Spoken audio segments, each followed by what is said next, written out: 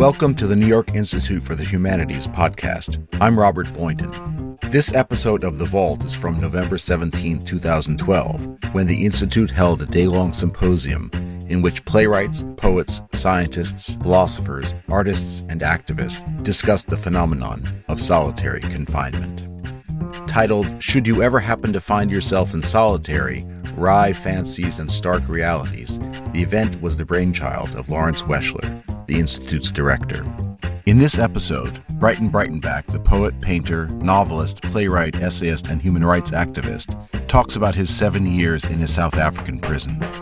During his imprisonment, he served 2 terms of solitary confinement.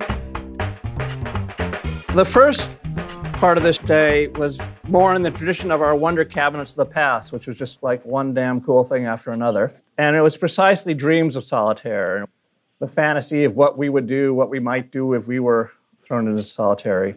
And of course, none of it's of any value whatsoever, as you begin to hear when you hear from people who actually have spent time. So we're going to, for the next couple hours, hear from 4 people who have spent time in solitary. We'll begin with Brayton Breitenbach, a great, originally Afrikaans language poet, painter, political activist, who was in exile in Paris during the 70s, didn't feel he was doing enough, went back incognito and was captured. Well, I'll let him tell the story, but he spent 7 years in prison and part of that in solitary. Well, if anybody should know the story, Ren Shudi actually wrote about it. Sometimes I think I understand myself better, the little bit that I do understand, looking at what Ren understood. That's one of the occupational hazards of being a writer oneself, is that one is continually shaping your own experiences, and I think thereby also, to a certain extent, shaping one's own memories. It's very difficult to re-access the rawness of the experience as it actually took place. And I don't think that's necessarily a very bad thing. As we heard in the first part of the proceedings today, I think people project and people imagine. And to a large extent, this is what happens while you are undergoing that experience. That's a way of surviving, to project yourself beyond those experiences, perhaps imagine yourself elsewhere.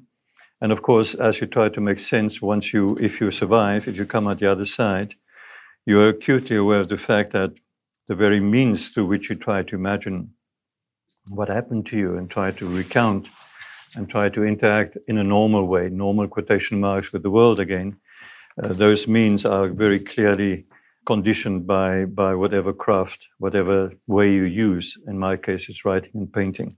I must admit that it's very difficult to talk about because obviously, there's a lot that people think they know, and there's a lot of it people know, perhaps without knowing that they know it.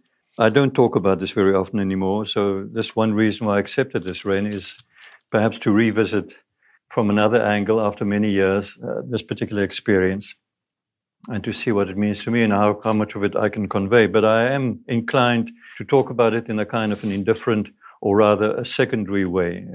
I made a few notes, and they are in no particular order of importance or relevance, and I'm quite conscious of the fact that each one of these observations could be argued or could be contested to illustrate a diametrical opposite of the point I try to propose. The first one would be that although the period of the experience that I refer to, that's roughly from 75 to 1977, was of course intensely political, I will only do so obliquely. I'm not going to be entering into the political environment or background. It is implicit.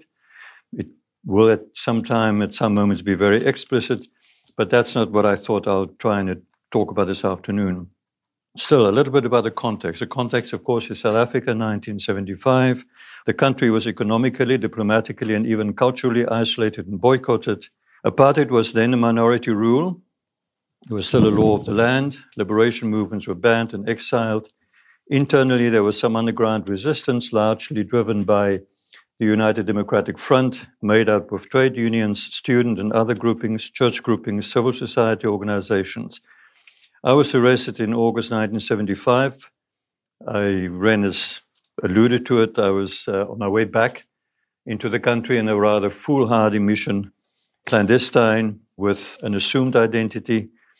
And I was actually arrested on my way out of South Africa at what was then the Jan Smuts International Airport, and has since now been renamed the O.R. Tambo International Airport.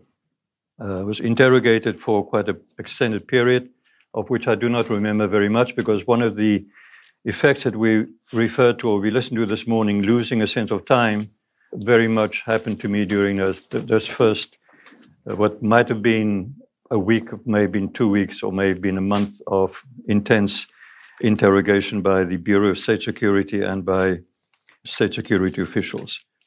I was then later on charged with and convicted of terrorism and the Repression of Communism Act.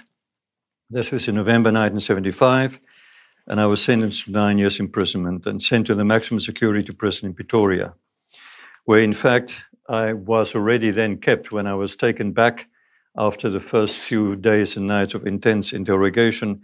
I was taken back, and so it was in a sense just being returned after the court proceedings to an environment that I already knew. But now I knew that I had been sentenced for 9 years.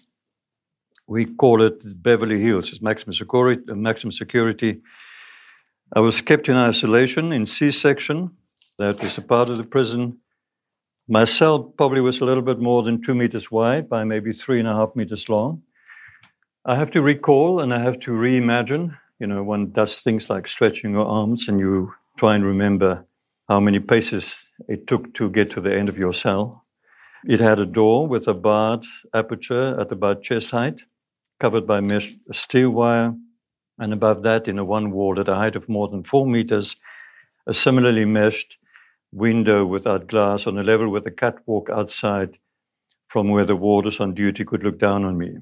There was a bulb in the ceiling, kept on night and day during the initial period, a cement floor, of course, a wooden bunk bolted to one wall of the cell, a felt mat and a grey blanket that had to be kept rolled up, and a sanitary pail or bucket.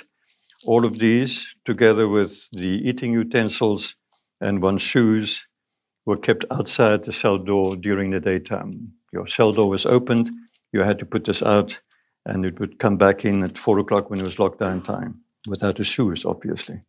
The food was brought by a trustee. We call the trustees in South African prison language, they call pimps. He was, of course, always under the supervision of a warder. The corridor outside my cell, there were 2 more empty cells next to mine, and there was a bathroom opposite with a shower and a mirror consisting of a steel sheet that was bolted to the wall.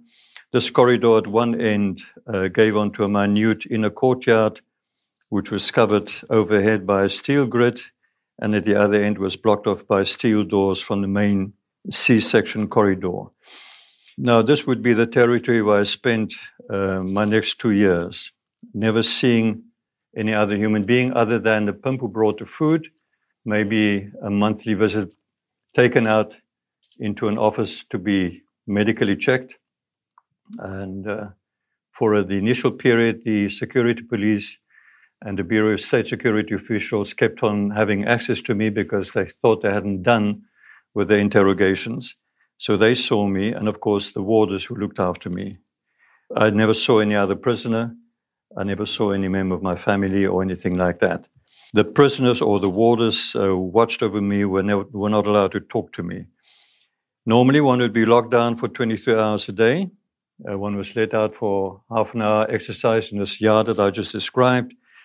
And during that period, or a little bit longer than half an hour, you'd also be emptying your slops, your pail, your bucket, and you would be cleaning the corridor, the one in front of the cell, which is done by moving on what we call taxis.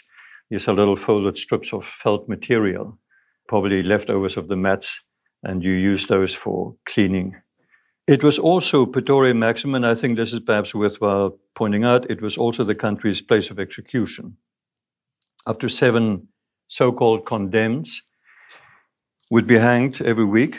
And this constituted the universe of sound within which I lived. The condemns, you can imagine if you have a catwalk where you have a window that is actually not glassed in, there's a reverberation from all the other sections of the prison. And the people due to be hanged were kept for the final days and nights in what was called the pot, which was a large collective cell and they would be singing practically day and night before they actually were executed. And of course, beyond that was a shouting back and forth, people passing on messages and trying to communicate with one another. I was never allowed to do so, but I could, from listening to what was happening around me, I had a fair idea of who else was there and why they were there. And then they would be marched down a corridor, the main C-section corridor, on the morning of execution. So the sounds would be the shackles and the chains, the clink of those as the men are taken down, and then the sobs and the groans and the collective chanting. Because if there's a group of men being executed at the same time, there were sometimes women, but very rarely so. But when it was a group of men, you could very distinctly hear that the older men were trying to comfort the younger ones, not to be afraid as they go up to the gallows. You lived by your ears, very, very powerfully so. You would hear the clanging of doors, and of course then the silent shudder of trapdoors opening, running like a shiver of death through the prison. But it was also 1976, and it was outside the uprising of the students in the townships. There were battles fought. One sensed the agitation and to some extent the excitement of the prison population, both the warders and the prisoners, for different reasons. So one had, in a sense, by reverberation, you had a fair idea of what was happening in the city or in the country surrounding the prison.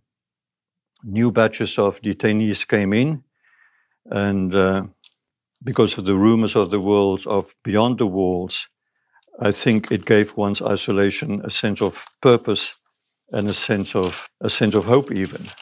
And that, I think, is important to point out. I started off by saying that I'm not going to try and talk about the political environment. That's not the purpose here, not now.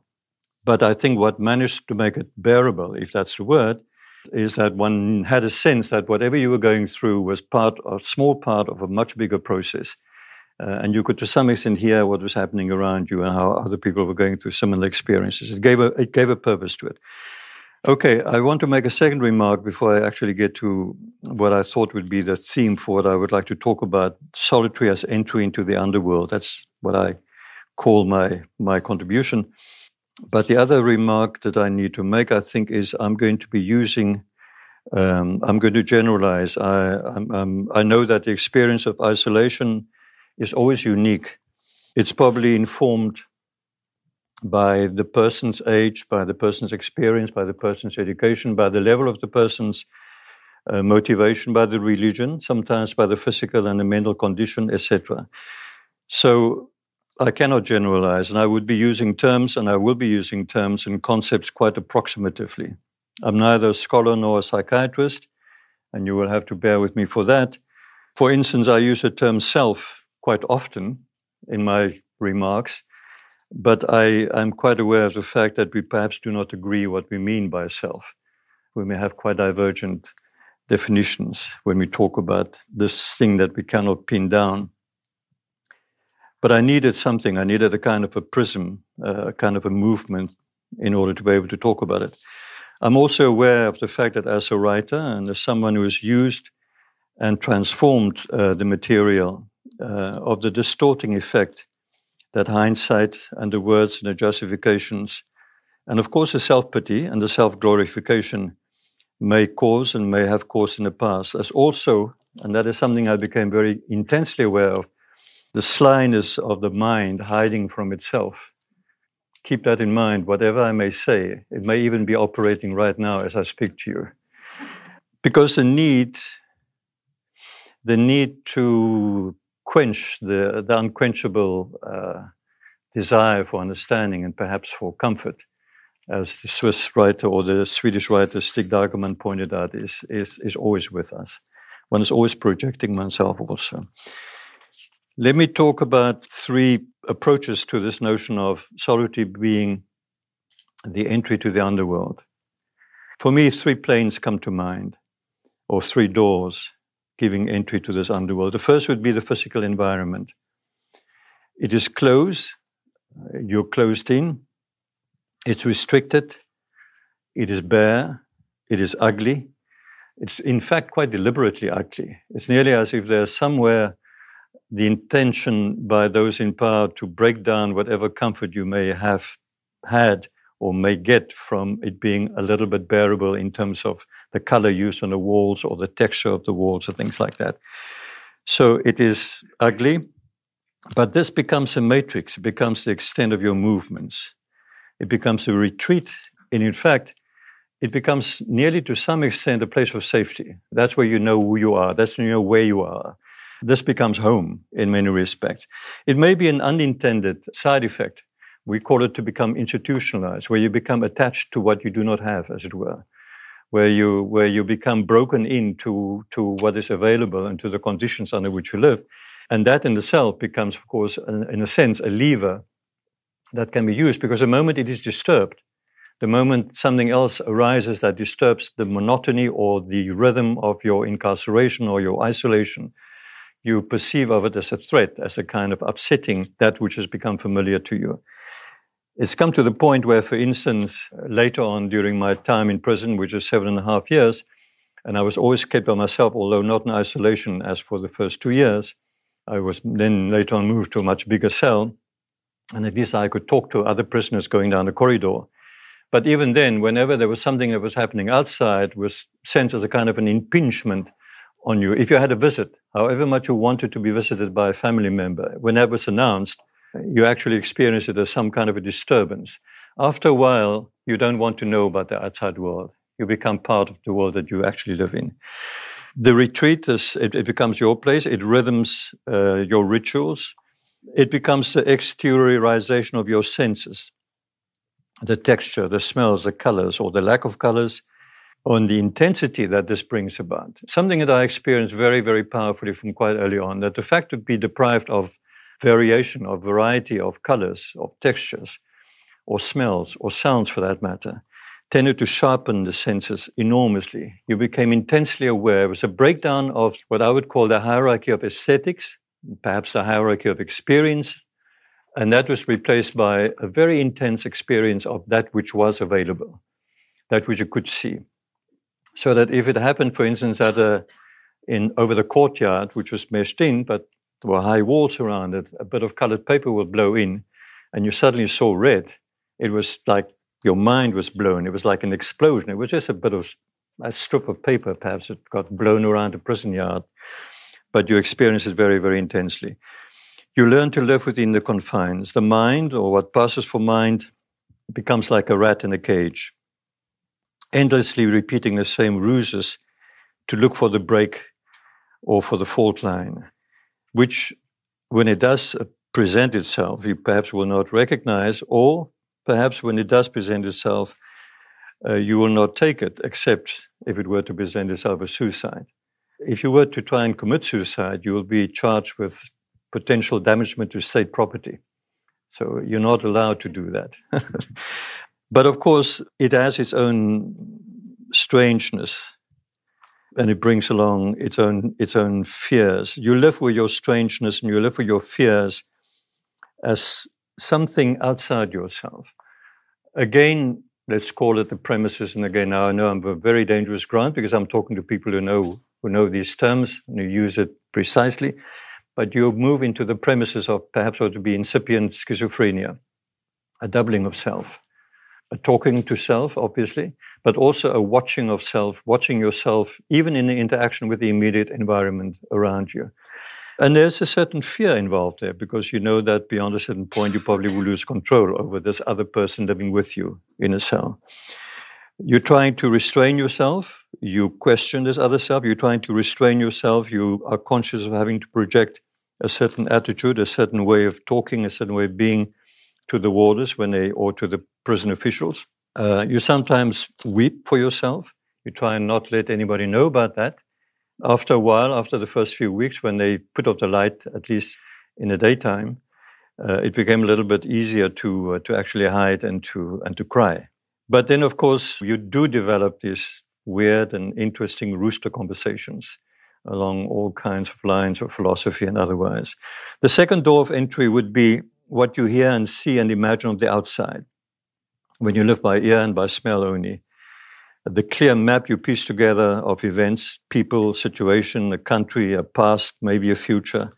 here you become conscious of the essentiality and the inevitability of imagination. You project. You know that you are projecting to some extent, but you are being led by this projection, by this imagination, what you can pick up, what you can perceive of what is happening outside.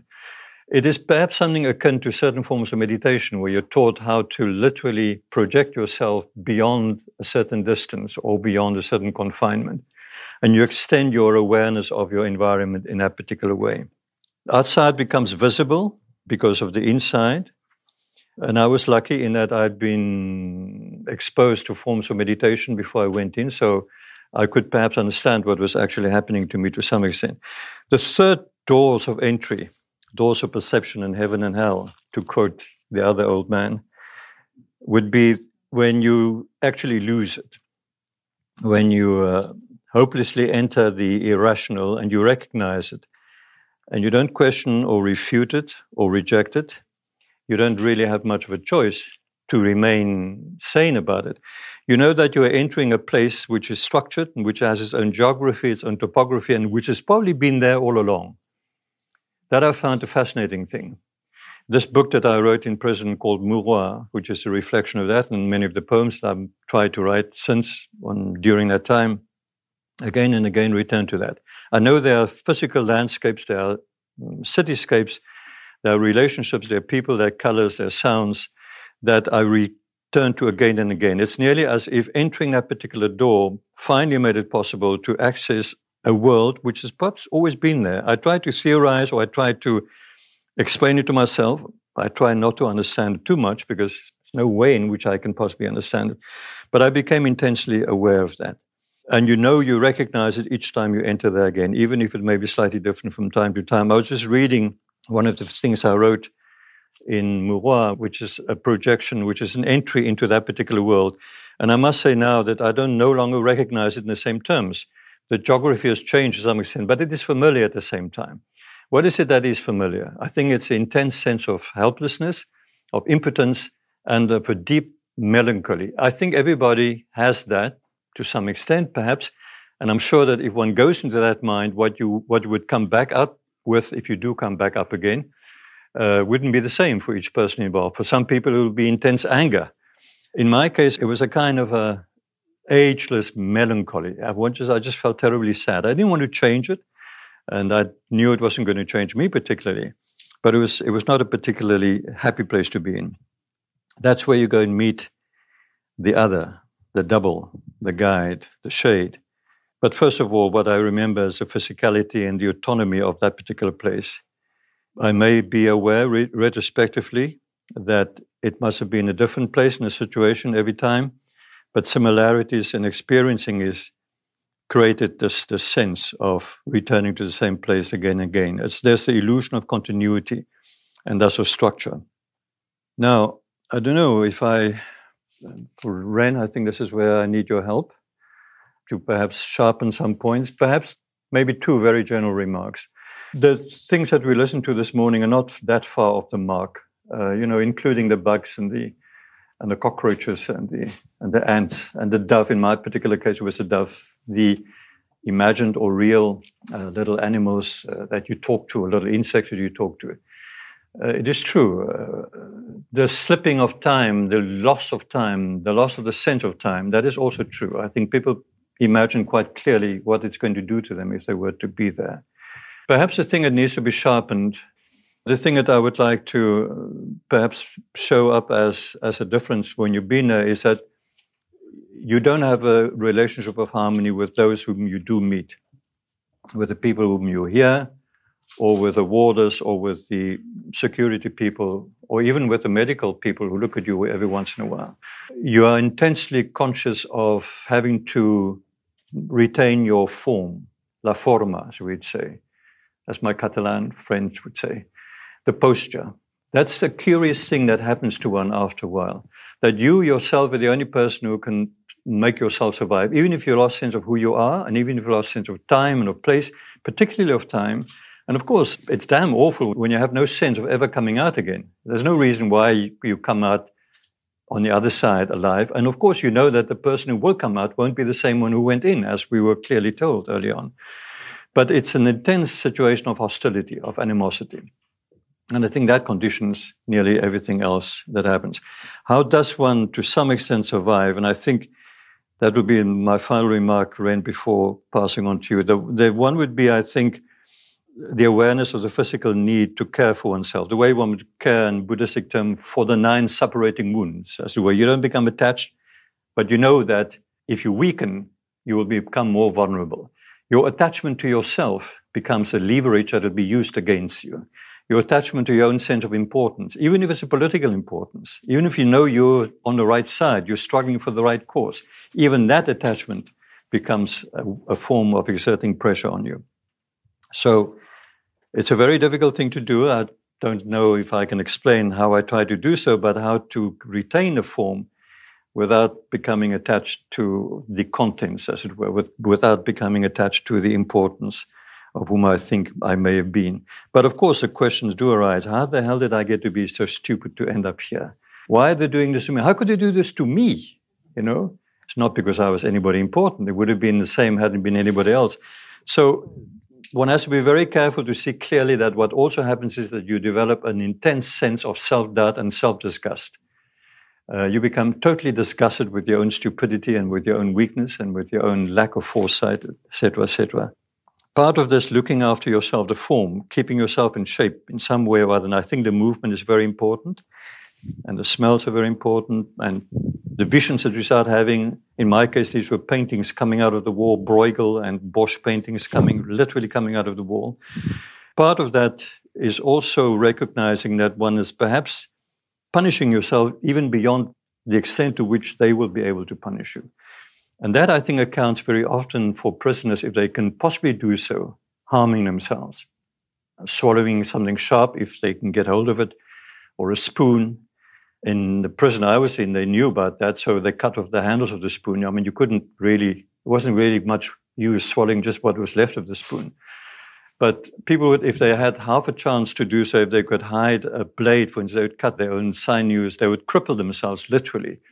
And partly it is perhaps a very ancient need to still experience yourself by scarification. You know, we heard today here the kind of obsessive need to scratch yourself or something. Partly, I think it is testing yourself and pushing yourself even to beyond what they would want you to be. I mean, there's no other reason why you would continue being so concerned about bodily cleanliness. They don't really care about that. I mean, you can go through the motions of pretending to be clean, but it's important you should do so.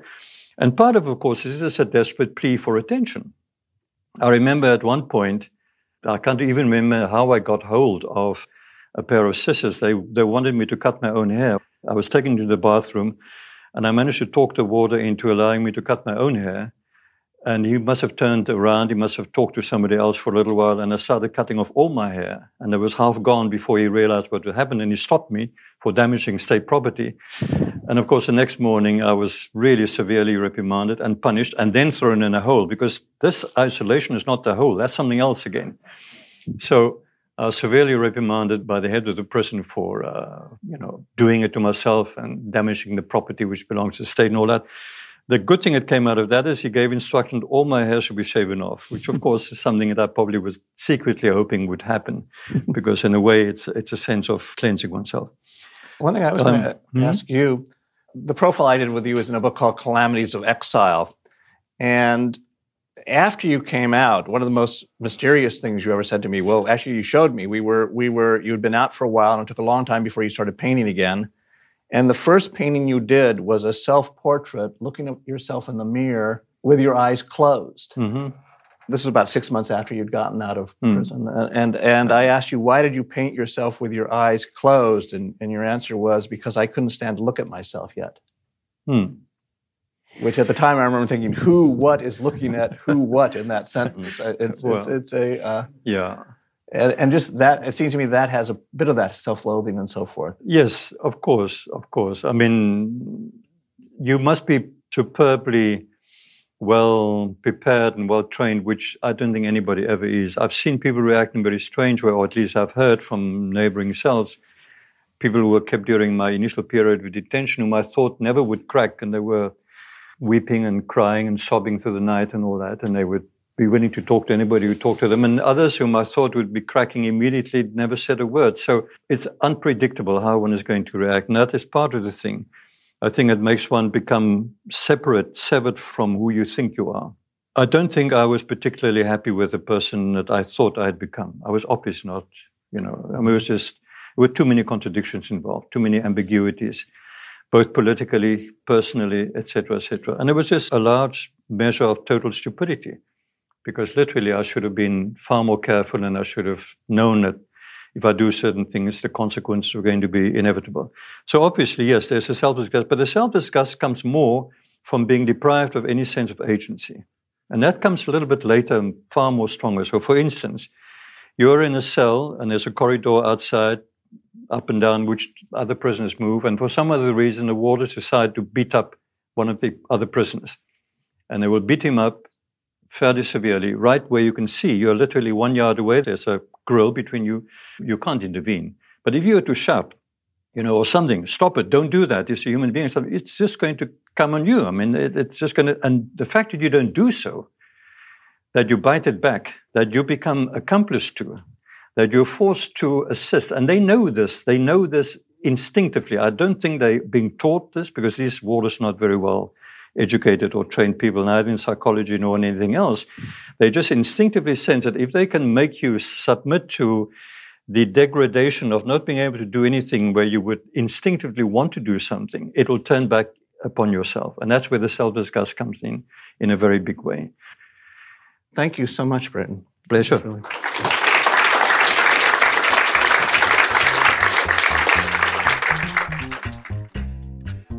This podcast was brought to you by the New York Institute for the Humanities at NYU and the Arthur L. Carter Journalism Institute. You can find us on Stitcher, iTunes, and anywhere else you get your podcasts. For more information, visit us at nyihumanities.org.